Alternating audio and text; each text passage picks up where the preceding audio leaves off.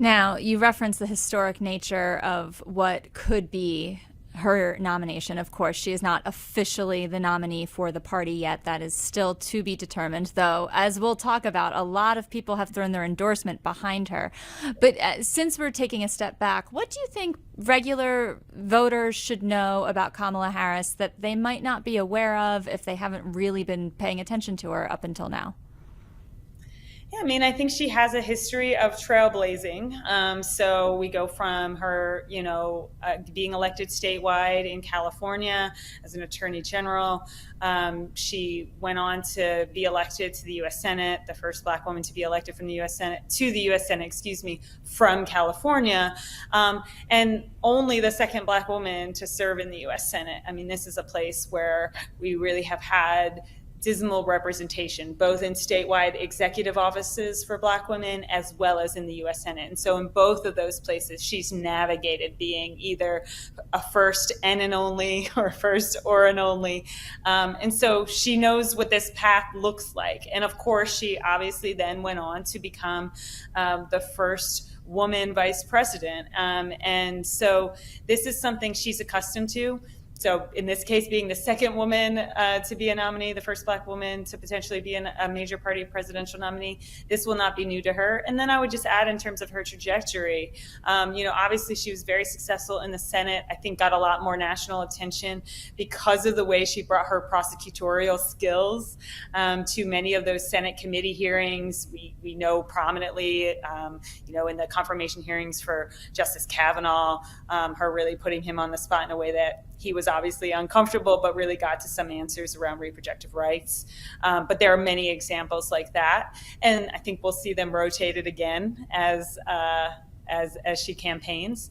And then as vice president, just to acknowledge, obviously, she ran for president herself, was unsuccessful, had to drop out of that campaign relatively early. She didn't compete in primaries. Talked about the financial challenge, which I think is tied to electability bias, which we could talk more about, folks thinking it wasn't possible that she could beat Donald Trump. I think that has shifted immensely over 4 years. And I want to credit the fact that she's been second in command for that time period. And I think that helps her to make the case that she is absolutely electable in 2024. Let's talk about her record as vice president. She's been prominent on the issue of reproductive health. I think she's kind of been the singular figure from the administration, kind of going out around the country talking about the importance of reproductive health laws. But what's your take in terms of her policy achievements and what she has achieved as second in command? Yeah, I mean, it's interesting. She's been held to a very different standard than previous vice presidents. I think going in, because she was this trailblazing figure, folks really wanted to see more of her and hear more about the specific policy achievements she made. But as most vice presidents do, she has been, a soldier for the administration, right? Like in a good way. She's fighting for key administration policy proposals. She's been on the forefront on some of the toughest ones: voting rights, immigration, abortion rights, right? And so the administration has put a lot of trust in her to be both publicly speaking on these issues, as well as internally, obviously, influencing messaging and direction of the administration on them. So I think we can speak to the fact that she's been influential. She's also been a good voice on a lot of these major issues that people care about. And so she'll be able to shift that into her presidential campaign, saying, like, look, I've been in the room and I've been out on in the country to both learn about and speak on these issues and advocate for them.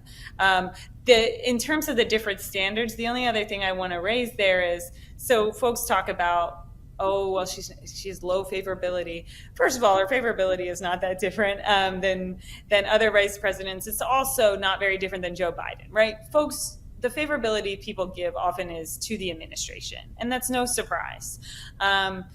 Also important is that for the last 4 years, the Trump campaign and then the Republican Party have targeted Kamala Harris as the face of the administration. And they have done so purposefully, right? Because her race and her gender make her more prone to attacks that she is radical or extreme or dangerous. Those are all racialized tropes. And so they put her as the face and said she's really in charge. The interesting thing about her becoming potentially the nominee is that then it actually doesn't change the strategy much, and she's already been encountering these attacks. And so her campaign should be ready for them. And I think already has been, obviously pushing back by pointing to all the things she's done.